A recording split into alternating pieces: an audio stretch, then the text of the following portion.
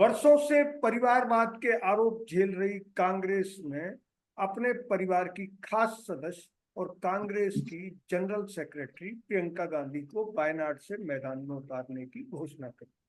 इससे बीजेपी में भारी खलबली है।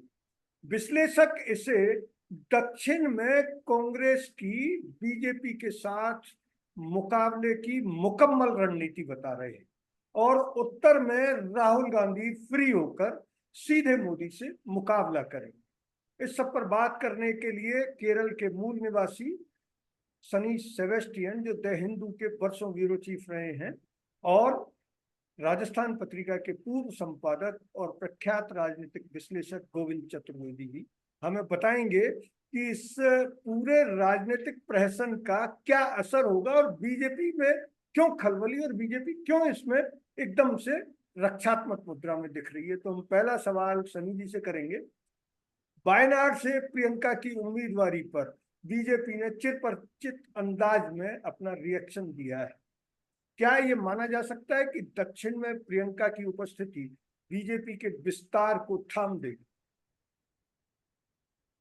इस बार दो डिसीजन एक साथ हुआ है।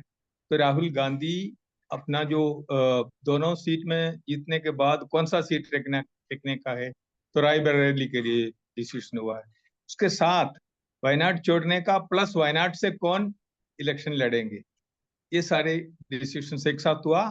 और पार्टी प्रेसिडेंट श्री खड़गे ने ही ये अनाउंस किया है। वो दो घंटे के डिस्कशंस के बाद राहुल गांधी ने पहले भी कहा, मेरे को इस डिसीजन बहुत ही दिक्कत दे रहा है, कौन सा जगह छोड़ना है, दोनों जगह मेरे लिए प्यारा है, क्लोज टू माय हार्ट। इस तरह का उनका जो डायलेमा चल रहा था। फाइनली स्ट्रैटेजिकली, मैं ये कहूंगा स्ट्रैटेजिकली कांग्रेस पॉलिटिक्स के लिए ये डिसीजन अच्छा है।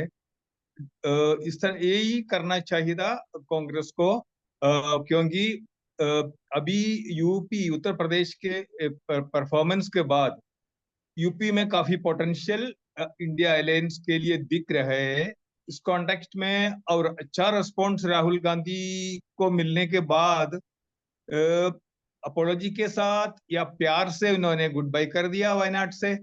और मैंने जो वायदे किए थे वो वायदा मेरी सिस्टर वो वहां पूरा करेगी। एक चीज बताओ मैं, गांधी फैमिली पूरा साउथ में, स्पेशली केरला और तमिलनाडु में बहुत ज्यादा नाम लेते ही लोगों का मतलब उनका बॉडी लैंग्वेज ही चेंज हो जाता है। और राहुल गांधी वहां जाने के बाद ये मैं कहना चाहूंगा, ये दो टेन्योर के बाद उनका इमेज ही बदल गया। इतना क्लेम नहीं कर सकता, वहां जाके उन्होंने पॉलिटिक्स ही कहा है, लेकिन उनका पर्सनालिटी में, उनका इमेज में काफी ये सी चेंज आ गया। और लकी चार्म बताते हैं, वायनाड राहुल गांधी के लिए लकी रहा। और वायनाड वैसे तो कांग्रेस के लिए भी, कांग्रेस कोalition है यूडीएफ के लिए भी लकी रहा है। और ठीक है, इस बार मार्जिन, विनिंग मार्जिन थोड़ा कम हो गया, 59 समथिंग है इस बार इनका पोलिंग था, पहले 64 था। लेकिन ये इस बार भी ह्यूज मार्जिन है, काफी बहुत बड़ा मार्जिन है। और तीनों को वोट भी अच्छा मिला है वायनाड से। अनी राजा को भी ठीक मिला 26%, और बीजेपी कैंडिडेट को 13% मिला है, क्योंकि वहां पोलिंग परसेंटेज हमेशा हाई रहता है, लोग वोट करते हैं इसीलिए भी। लेकिन ये डिसीजन है स्ट्रैटेजी के लिए, और प्रियंका गांधी वड्रा के लिए अच्छा इंट्रोडक्शन भी है, क्योंकि वहां एक रिप्रेजेंटेशन है नॉर्थ इंडिया से आके, केरल से, मतलब कंट्री के एक लास्ट स्टेट है, वहां से चुनाव लड़ रहे हैं और लोग एक्सेप्ट कर रहे हैं। तो इंडिया का प्लूरलिज्म के लिए, इंडिया का यूनिटी के लिए, इंडिया का फेडरलिज्म के लिए मेरे ख्याल से ये अच्छा इंडिकेशन है, अच्छा मैसेज है। गोविंद जी बताएंगे कि कांग्रेस दक्षिण में बीजेपी के विस्तार को थामने की कोशिश लगातार कर रही है। हालांकि इस बार कर्नाटक में कांग्रेस इसमें सक्सेस नहीं हो पाई। तो कांग्रेस की स्ट्रेटेजी, जैसा कांग्रेस के रणनीतिकार दावा कर रहे हैं, क्या वो सही है या इसके पीछे कोई और रणनीति भी है? गोविंद जी बताएं। आपका म्यूट है, अब इसको अनम्यूट कर लें एक बार। थैंक यू जी। सुभाष जी। मुझे जो आपने सवाल किया और जो सनी सेबेस्टियन जी ने पहले सवाल पे बात की, मैं बिल्कुल उनसे सहमत होते हुए कहता हूँ कि कांग्रेस का यह फैसला बहुत दूरगामी सोच के साथ, दूरगामी सोच इसलिए कि राहुल गांधी हो या प्रियंका गांधी हो, दोनों लंबी दौड़ के घोड़े हैं। दोनों अभी 50 के आसपास की उम्र के हैं। एक आदमी अगर साउथ को संभालता है, एक आदमी अगर नॉर्थ को संभालता है, तो आप ये मानिए कि जिस परिवारवाद को लेकर के और लगातार जनसंघ, बीजेपी, वर्तमान प्रधानमंत्री जी जो हमले करते रहे कांग्रेस पे, वो परिवारवाद, मैं उसको परिवारवाद पे बात बाद में करूंगा कि वो परिवारवाद है भी या नहीं है, लेकिन वही परिवारवाद, सो कॉल्ड परिवारवाद जो है, वो कांग्रेस की ऐसी एसेट बनने जा रहा है। समय बताएगा इस आकलन को कि वो सही रहता है या गलत रहता है, लेकिन ये कांग्रेस के लिए बहुत बड़ी एसेट होगा, इस देश के लिए बहुत बड़ी एसेट होगा। अब मैं दूसरी बात करता हूं जो परिवारवाद का सवाल है। परिवारवाद, जैसा सनी जी ने कहा, परिवारवाद की बात ही नहीं। जो भी चुन करके आता है उसको जनता चुन के भेजती। तो जो निर्वाचित जनप्रतिनिधि है उसको परिवारवादी कहना, वो किसी भी पार्टी का हो, मैं बियॉन्ड पार्टी लाइन बात कर रहा हूँ, एक प्रिंसिपल के तौर पे इसकी बात कर रहा हूँ। अभी बांसुरी स्वराज जीत के आई, अगर परिवारवाद की हम बात करें तो वो लेटेस्ट एग्जाम्पल है परिवारवाद का। ब्रजभूषण सिंह को टिकट नहीं दिया, लेकिन उनके बेटे प्रतीक सिंह को टिकट दे दिया, वो भी तो परिवारवाद है। अगर उसको परिवारवाद मानते हैं तो परिवारवाद सेलेक्टिव नहीं हो सकता कि उसको आप कांग्रेस और उसके सहयोगी दलों पर लागू कर दें और वो बीजेपी और उसके सहयोगी दलों पर लागू ना हो। अगर परिवारवाद है तो परिवारवाद चंद्रबाबू नायडू का भी है, रामाराव से शुरू हुआ, चंद्रबाबू नायडू का भी है, नारा लोकेश पर भी है। वही परिवारवाद पुरंदेश्वरी पर भी है। वही परिवारवाद पंकज सिंह और दूसरे नेताओं पे भी है, पंकजा मुंडे पर भी है, सब पर है। और ये बहुत लंबी फहरिस्त है। अगर विजया राजे सिंधिया की बेटी वसुंधरा राजे, यशोधरा राजे और उनके बच्चे सब राजनीति में, तो इसको कैसे परिवारवाद नहीं मानेंगे आप? लेकिन मैं दूसरी बात कहता हूं कि मैं इसको परिवारवाद इसलिए नहीं मानता हूं कि ये सब लोग जब विजया राजे राजनीति कर रही होंगी, चुनावी राजनीति कर रही होंगी, तब माधवराव सिंधिया और वसुंधरा राजे सिंधिया और यशोधरा राजे सिंधिया, वो सब उनके कैंपेन में लगे रहते थे। किस उम्र से? हमने राजस्थान में देखा, मैं एक छोटा सा एग्जाम्पल यहाँ का देता हूँ कि जब अशोक जी 1980 से चुनाव लड़ने लगे, अशोक गहलोत राजस्थान के 3 बार मुख्यमंत्री बने, तो उनके परिवार के सब लोगों को, बाद में वैभव गहलोत बड़े हुए तो वैभव गहलोत को भी देखा, उनकी पुत्री को भी, सोनिया जी को भी हमने प्रचार करते गली गली घूमते देखा। तो चाहे बीजेपी हो, चाहे कांग्रेस हो, कोई भी पार्टी हो, मैं वहां इस बात को कहता हूं, तो वहां अगर बच्चे राजनीति में आते हैं तो उसको मैं परिवारवाद नहीं मानता। वो एक कार्यकर्ता की हैसियत से आते हैं, जनता उनको चुनती है, और उनके बारे में परिवारवादी बात करना, मतलब मुझे लगता है कि वो जनादेश के अपमान की तरह है। तो वो परिवारवाद तो मैं उसको मानता नहीं। अब इससे आगे जो भी अपन बात करते हैं तो एक एक इशू खूब, लेकिन निश्चित तौर पे मेरा ये मानना है कि ये फैसला कांग्रेस के लिए बहुत दूर की कौड़ी होगा, बहुत अच्छे परिणाम देने वाला होगा। जी। बुरे वक्त में दक्षिणी राज्यों ने कांग्रेस का हमेशा साथ दिया है और इतिहास इस बात का गवाह है। 1977 में जब उत्तर भारत में कांग्रेस का सफाया हो गया था, तब दक्षिणी राज्यों ने न सिर्फ कांग्रेस की लाज बचाई, बल्कि 100 से अधिक सीटें जीतकर कांग्रेस आई। ये अलग बात है कि इंदिरा गांधी उस चुनाव में हार गई थी, और उसके बाद वो जब चिकमंगलुरु से चुनाव लड़ी और जीत कर आई, तो तब से साउथ कांग्रेस का साथ देता आ रहा है। और जैसा हम इतिहास में पढ़ते हैं, इंदिरा गांधी उत्तर भारत से ज्यादा साउथ में इंदिरा अम्मा के नाम से लोकप्रिय थी। और एक दुखद घटना भी, उनके पुत्र राजीव गांधी, पूर्व प्रधानमंत्री राजीव गांधी, तमिलनाडु में शहीद हुए। तो इस हालात में क्या इसको ऐसा नहीं माना जा सकता कि कांग्रेस उत्तर में अपने हाथ पैर मारने के लिए राहुल गांधी को फ्री छोड़ रही है, क्योंकि उनको कोalition में काम करना है, पर साउथ में अपनी खोई जमीन पाने के लिए और बीजेपी को वहां से खदेड़ने के लिए वो प्रियंका गांधी का इस्तेमाल करना चाहती है। सनी जी बताएंगे कि केरल में क्या प्रियंका गांधी बीजेपी को खदेड़ने में कामयाब रहेंगी? वायनाड से प्रियंका गांधी का चांसेस में कोई किसी को कोई डाउट नहीं है। वैसे तो राहुल गांधी का भी विनिंग का जो मार्जिन पे ही डिबेट था, विनिंग में तो कोई या जीत हार का तो कोई डिबेट ही नहीं था। अनी राजा इंटरेस्टिंग कैंडिडेट थी सीपीआई के, वो भी जो लेफ्ट पार्टी से इस बार तो केरल में फ्रेंडली फाइट की तरह ही था। जो पिनराई विजयन ने अपना पार्टी के जो बाकी कार्यकर्ताओं से बात करते हुए उन्होंने कहा, ये तो कांग्रेस को लोगों ने सपोर्ट किया, हमको रिजेक्ट नहीं किया। इस तरह का एक्सप्लेनेशन भी दिया है, क्योंकि अलायंस का पार्ट तो है ही है सीपीएम भी।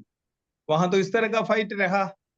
और प्रियंका गांधी का जीतने का तो ज्यादा ये नहीं है, लाइक डाउट डाउट तो है नहीं। गुडविल काफी है गांधी फैमिली के लिए, गुडविल काफी है। जैसे आपने कहा इंदिरा अम्मा, सोनिया अम्मा, वो सारे अम्मा ये मदरली जो है फिगर्स है। और राहुल गांधी तो भैया ही था सबके लिए, जो ब्रदर। इस तरह का इसमें गुडविल काफी है। और इसमें इवन ये जो भारत यात्रा में भी वहां से स्टार्ट करके धीरे धीरे धीरे पिकअप किया, और वो वहां तो फ्रेंडली एरिया था, बाद में साउथ में आके वाकई में, सॉरी नॉर्थ में आके वाकई में पिकअप पिकअप किया और हिस्टोरिकल बन गया, पूरा पॉलिटिक्स ही चेंज हो गया उसके बाद। तो वापसी का कारण भी भारत यात्रा है, और राहुल गांधी का लीडरशिप उसमें से एस्टेब्लिश हो गया। और पार्टी इतना ऑर्गेनाइज तरीके से पहले कोई प्रोग्राम पिछले 10-15 साल में किया ही नहीं है। वो पार्टी का तो क्षमता, एफिशिएंसी भी प्रूव हुआ है, स्ट्रैटेजी भी प्रूव हुआ है, कॉन्फिडेंस भी बढ़ा है। और बढ़ेगा, क्योंकि तो 100 सीट मिल भी गया, और इंडिया अलायंस में सॉलिड ओपोजिशन बन गया, और अपना आवाज पार्लियामेंट में उठाने में भी सक्षम रहेंगे, इसमें कोई डाउट नहीं है। अच्छा, इंटरेस्टिंगली वायनाड के बारे में इस तरह का दुष्प्रचार भी होता है, हाँ मुस्लिम बहुत मुस्लिम पॉपुलेशन है, ऐसा नहीं है। वायनाड एक ट्राइबल कॉन्स्टिट्यूंसी है, बेसिकली ट्राइबल कॉन्स्टिट्यूंसी है। वहां 2 एसटी 7 सेगमेंट है, असेंबली सेगमेंट्स में 2 एसटी का है और 1 एससी का है, मतलब जनरल 4 है। और थोड़ा सा बहुत ही मतलब रमणीय जगह है, प्राकृतिक रमणीयता वाला जो जगह है, बहुत खूबसूरत जगह है, और बहुत गर्मी भी नहीं रहता वहाँ, हिल स्टेशन टाइप है, और इस तरह का जगह है। और लविंग जो नेचर का लोग है, फ्रेंडली लोग है। और राहुल गांधी ने जो प्रॉमिस किया था वायनाड के लोगों को, वो प्रियंका गांधी फुलफिल करेगी। और प्रियंका गांधी के लिए एक अच्छा ट्रेनिंग शुरुआत भी है, फर्स्ट इलेक्टरल जो है स्टेप है उनके लिए। और सही वक्त, मतलब ये वाला बहुत ही मैच्योर एज में, करेक्ट एज में पॉलिटिक्स, इलेक्ट्रल पॉलिटिक्स एंटर कर रही है। और अच्छा जगह से, मैं तो कहूंगा, मेरा मेरा जो वेस्टेड या प्रेजुडिस भी हो सकता है इसमें, बहुत बढ़िया जगह से शुरुआत कर रही है, तो ये मैं क्लेम करूंगा ही। और आगे बढ़ेंगे, और लोगों में ये फीलिंग भी नहीं होगा राय बरेली को राहुल गांधी रख के हमें छोड़ दिया, वो फीलिंग से भी पार्टी बचेगा। तो सिस्टर को भेज दिया ना, अपने सिस्टर को भेज दिया। ये भी एक अच्छा स्ट्रैटेजी बताना चाहिए और पार्टी के लिए बहुत बढ़िया चीज है। ये तो डिसीजन बहुत बढ़िया डिसीजन है। तमिलनाडु में इस बार बीजेपी ने 12.5% वोट हासिल किए। केरल में उसने खाता खोल लिया है। आंध्रा और तेलंगाना समेत पूरे साउथ में बीजेपी ने वोट लिए हैं। इन हालात में कांग्रेस के लिए वहां क्षेत्रीय दलों से ज्यादा बड़ी चुनौती बीजेपी बनने जा रही है। गोविंद जी बताएंगे कि इस चुनौती से निपटने की रणनीति के तहत प्रियंका को भेजा है या फिर कांग्रेस सिर्फ राहुल गांधी की बात रखने के लिए कि वायनाड में उनको पलायन का आरोप नहीं लगे, इस वजह से उनको भेजा। नहीं सुभाष जी, जो कल कांग्रेस की प्रेस कॉन्फ्रेंस थी, जो मल्लिकार्जुन खड़गे और सब लोगों ने कहा है, तो निश्चित तौर पे मतलब मैं उसको देखता हूं कि ये एक दूरगामी सोच के तहत लिया गया फैसला है, जो आपके सवाल का जवाब देता है कि राहुल गांधी उत्तर में और प्रियंका गांधी दक्षिण में ये कांग्रेस की कमान को संभालेंगे और दक्षिणी राज्यों में कांग्रेस की जड़ें और मजबूती से जमेंगी। नंबर 1। नंबर 2, जो आप कह रहे हैं कि दक्षिण के राज्यों में आंध्र, कर्नाटक, तेलंगाना, तमिलनाडु, केरल, इनमें बीजेपी से मुकाबले की जो बात है, बीजेपी से चुनौती की जो बात है और क्षेत्रीय दलों की चुनौती की जो बात, ये हम सब जानते हैं कि इन सारे राज्यों में पिछले वर्षों में कांग्रेस कमजोर हुई, क्षेत्रीय दल आगे बढ़े। पिछले 10 साल की बात करें तो वहां प्रधानमंत्री और गृह मंत्री, इन लोगों ने जिस तरह से काम किया, निश्चित तौर पर उस पार्ट की हमको तारीफ भी करनी चाहिए कि वो 24 घंटे की राजनीति करते हुए उन्होंने मतलब जो काम कांग्रेस ने 130-35 साल के अपने जीवन में नहीं किया, मैं फिर जोर देके कहता हूं कि जो काम कांग्रेस ने नहीं किया, बीजेपी ने 1980 के बाद से नहीं किया या जनसंघ के गठन के बाद से नहीं किया। लेकिन इन 10 वर्षों में जो संघ ने अभी कहा कि इन चुनावों में सारी मर्यादाएं, सारे कायदे कानून रख करके काम हुआ, तो उसी तरह से जो 24 घंटे की राजनीति हुई, और राजनीति वो कहते हैं ना कि प्रेम और युद्ध में सब जायज है, तो उसमें राजनीति को भी शामिल कर लीजिए। मैं एक राजनीतिक दल और राजनेता के तौर पर उनके काम को सराहना करता हूं, लेकिन अगर आप मर्यादा, नीति, सिद्धांत उनकी बात करेंगे तो वो काम फिर किसी भी तरह से सराहनीय नहीं कहलाएगा। तो जो आपने सवाल किया क्षेत्रीय दलों का, क्षेत्रीय दलों की आप हिस्ट्री देखिए, बीजेपी को वहां ज्यादा वोट मिले। धीरे धीरे एक राष्ट्रीय राजनीतिक दल है, मेहनत कर रहा है, 10 साल से सत्ता में है और ऑल आउट एफर्ट कर रहा है, तो वोट परसेंटेज बढ़ेगा, निश्चित तौर पर बढ़ेगा। सीटों में वो कितना कन्वर्ट होगा नहीं होगा तो धीरे धीरे हमको पता चल रहा है।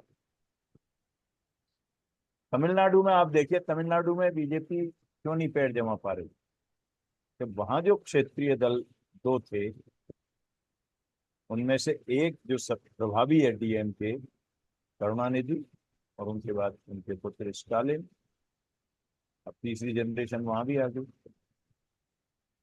उन्होंने समझ लिया, अन्ना द्रमुक नहीं समझ पाई उस खेल को। अन्ना द्रमुक लगभग सफाई की सी स्थिति में आ गई, 2 टुकड़े हो गए। तो वहां बीजेपी बढ़ रही है अन्ना द्रमुक की कीमत पर, तेलंगाना में बढ़ रही है टीआरएस और बीआरएस की कीमत पर। आंध्र प्रदेश में जो भी कामयाबी, ये डिपेंड करेगा चंद्रबाबू नायडू और नारा लोकेश पर, के वो उस रणनीति को, उस राजनीति को कितना समझते हैं। तो ये क्षेत्रीय दल, कांग्रेस को वहां पर इन क्षेत्रीय दलों से भी लड़ना है, इनकी ताकत को भी रोकना है। जहां साथ की जरूरत है वहां साथ लेके चलना है।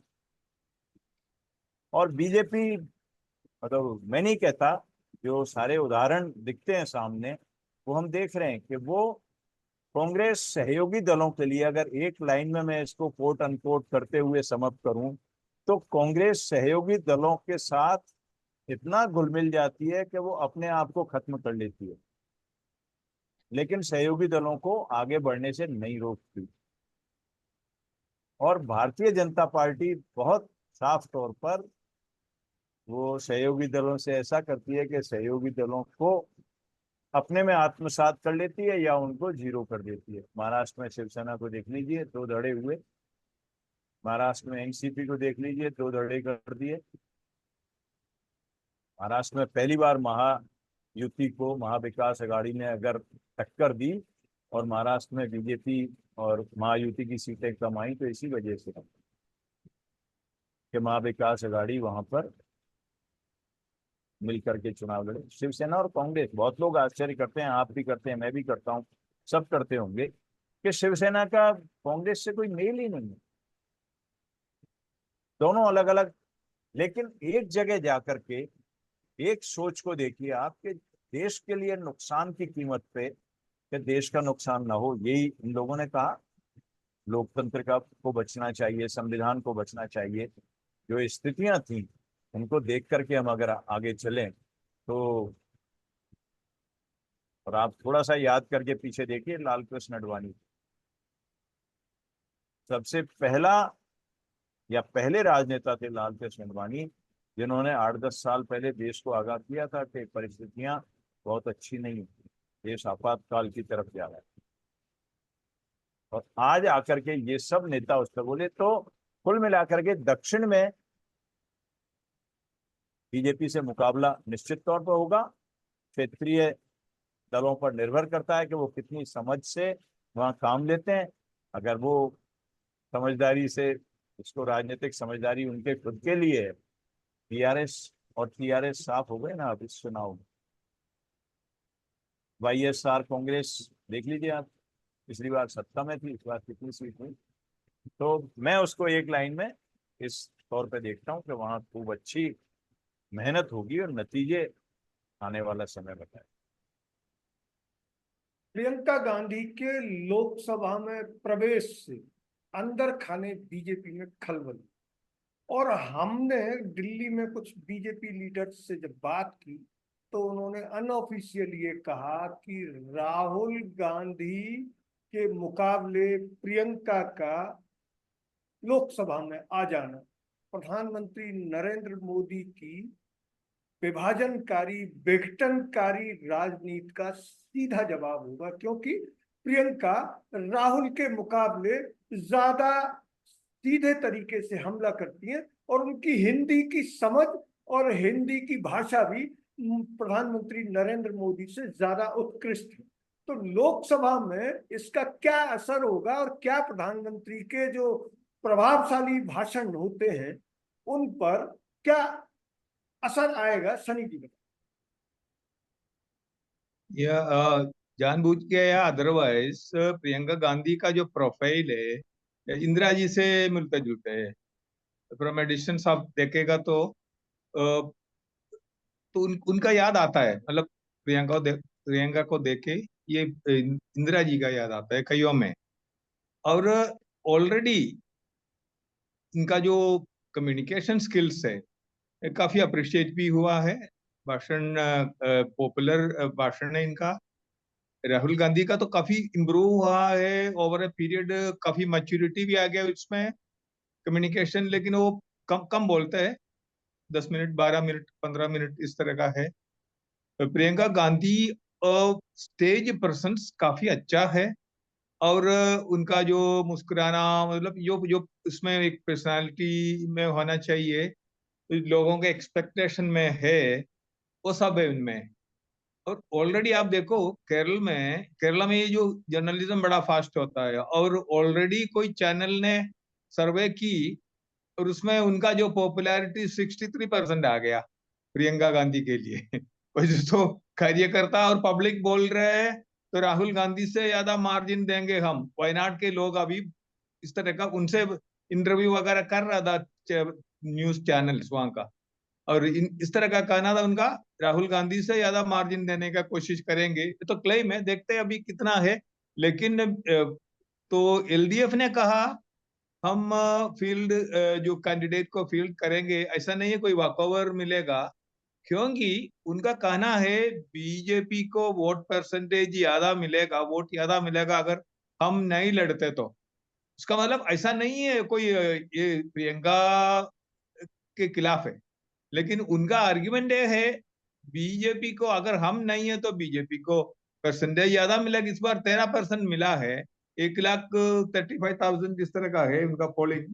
के सुरेंद्र कैंडिडेट, पता नहीं वो लोग कैंडिडेट रिपीट करेगा या नहीं, लेकिन ट्रायंगुलर फाइट होंगे ही।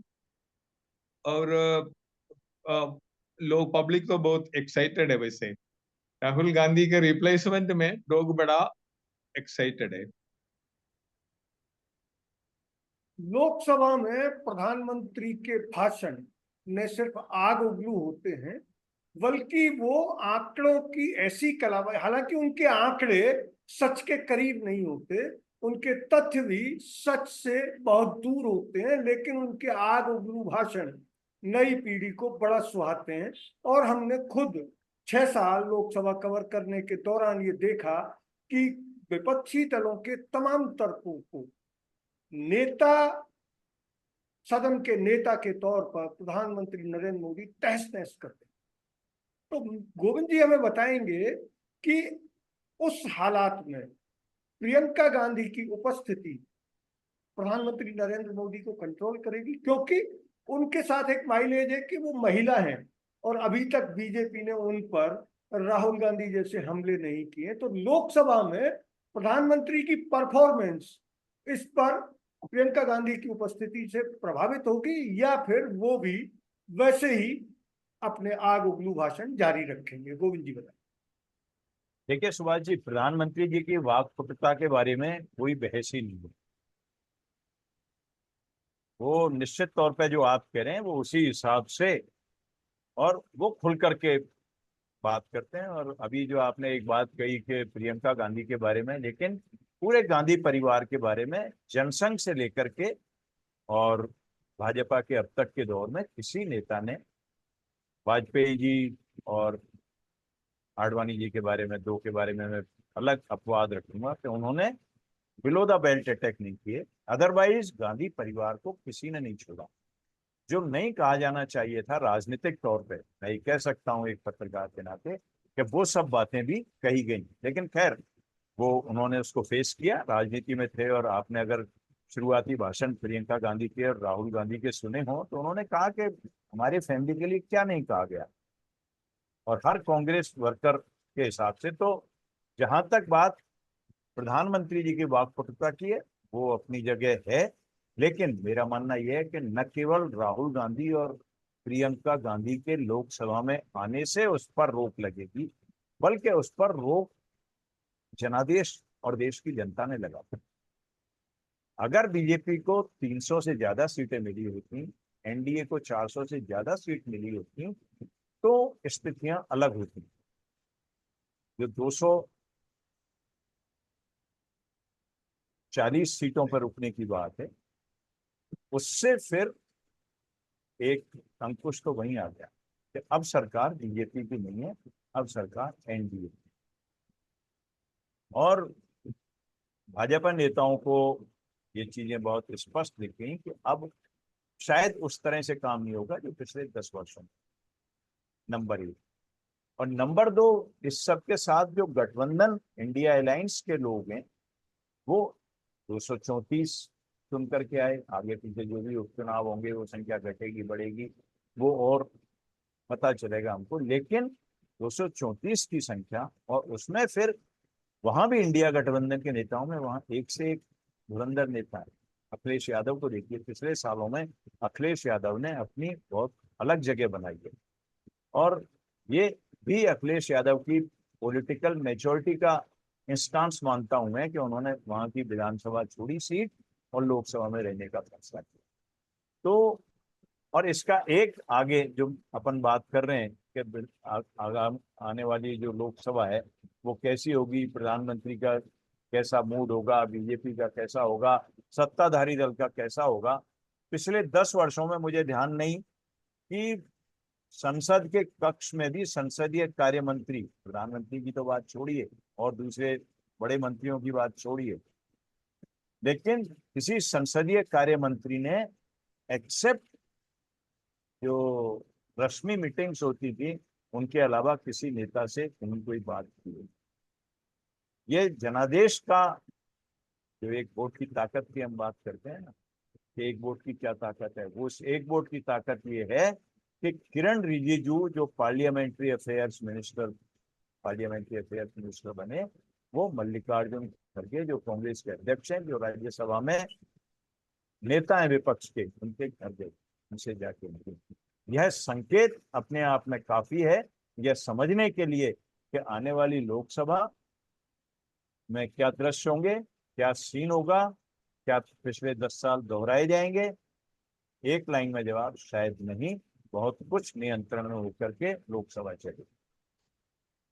जी, प्रधानमंत्री नरेंद्र मोदी का जैसा चरित्र है, राजनीतिक चरित्र की बात कर रहा हूं मैं, उनके निजी चरित्र की, गुजरात से और देश के प्रधानमंत्री तक उनका जैसा राजनीतिक चरित्र है, वो अभी तक ये दिखाते रहे हैं कि वो किसी की परवाह नहीं करते। उन हालात में जब विपक्ष मजबूत होकर आ रहा है और उसके दो बड़े लीडर, प्रियंका गांधी अपने आप में एक बड़ी लीडर है कांग्रेस की, और राहुल गांधी, ये दो का कॉम्बिनेशन जब आएगा तो प्रधानमंत्री की जुबान जो है वो काबू में रहेगी या फिर, इसका एक सीधा जवाब गोविंद जी बताएं। नहीं, मैंने आपसे कहा कि जो अपन एक्शन इन दिनों में देख रहे हैं, सारे जो दिखने में आ रहे हैं, उससे यह है कि अब वो स्थितियां नहीं होंगी। देखिए, बोलने में वो वही बोलेंगे जो उनको बोलना है, और अगर आप राजनीति की बात करते हैं तो राजनीति में उनको वही बोलना चाहिए, क्योंकि सामने वाले को उनको तो छोटा करके रखना है। लेकिन आप फिर, मैं इन इंस्टांस के साथ लेके आता हूं आपको कि पूरे चुनाव अभियान को देखिए। चुनाव अभियान के बारे में मुझे कुछ नहीं कहना, मैं सिर्फ एक लाइन में मोहन भागवत को रिपीट करता हूं कि उन्होंने जो कहा उसमें चुनाव अभियान की सारी बातें हैं। लेकिन चुनाव अभियान भी, चाहे वो प्रधानमंत्री नरेंद्र मोदी हो, चाहे बीजेपी के और दूसरे नेता हों, चुनाव अभियान में इस बार आक्रामकता जो थी वो शब्दों पे चली गई और पूरी राजनीति बचाव में हुई। इस बार बीजेपी का पूरा चुनाव अभियान कांग्रेस के पिच पर लड़ा गया, कांग्रेस के पिच पर खेला गया, इंडिया अलायंस के पिच पर खेला गया। अगर बीजेपी का अपना पिच होता, जो पिछले 10 साल का, मैं फिर 10 साल की बात करता हूं कि उन 10 सालों का अगर वो पिच होता तो राजनीति अलग तरह से। इस बार विकास की कहीं बात नहीं, हिंदू मुस्लिम धर्म ये बातें हुई, जिसको कमंडल की तरह, मंडल और कमंडल जो हुए थे, तो मंडल की जाति ने इस बार वहां धोखे रख दिया। फिर जो मुद्दे हुए संविधान के को बचाने के, आरक्षण को बचाने के, महंगाई, अग्निवीर, कितने मतलब एक से एक मुद्दे, और वहां मैं फिर कहता हूं कि मैं उसको कांग्रेस की और इंडिया अलायंस की कामयाबी मानता हूं कि उन्होंने उन मुद्दों को लेकर के और जनता में बहुत अच्छे से बैटिंग की, और उस बैटिंग ने बीजेपी को हार के बिल्कुल करीब ला दिया। बीजेपी तो हारी है, बीजेपी को बहुमत नहीं मिला स्पष्ट। इंडिया अलायंस के दो दलों के, जनता दल यू और दो के सहारे, टीडीपी के सहारे सत्ता में आए। अब वो दोनों भी अपनी कीमत मांगने की तैयारी कर रहे हैं। लोकसभा का अध्यक्ष दीजिए, लोकसभा का उपाध्यक्ष दीजिए, क्या कहाँ कितनी बार्गेन होती है नहीं होती है वो आने वाला समय बताएगा। लेकिन एक लाइन में मैं ये कह सकता हूँ कि वो आक्रामकता इस बार नहीं होगी सदन में, नेताओं के आचरण और व्यवहार में। और हमको शायद एक सामंजस्य की राजनीति, कितना सरकार चलेगी वो अलग बात है, लेकिन राजनीति में हमको फर्क नजर आएगा 10 साल। प्रियंका गांधी के चुनावी राजनीति में उतरने के साथ ही राजनीतिक पिच जिस पर धुआंधार बल्लेबाजी करने के आदि प्रधानमंत्री नरेंद्र मोदी अब जब लोकसभा में बोलेंगे तो संभवतः उनका मुकाबला उनकी टक्कर की हिंदी बोलने वाली लीडर से होगा, और इसी वजह से वो अपने हिंदुत्व के पिच पर, जैसा चुनाव अभियान में वो अपनी लाइन लेंथ भूल गए, लगता है कि लोकसभा में भी उनको अपनी लाइन लेंथ बनाए रखने के लिए अपनी आक्रामकता, अपने भाषणों की धार कम करनी है। अगर ये वीडियो आपको अच्छा लगा तो इसे लाइक करें, शेयर करें, और हाँ, हिंदी हेडलाइन चैनल को सब्सक्राइब जरूर करें। धन्यवाद। जय हिंद।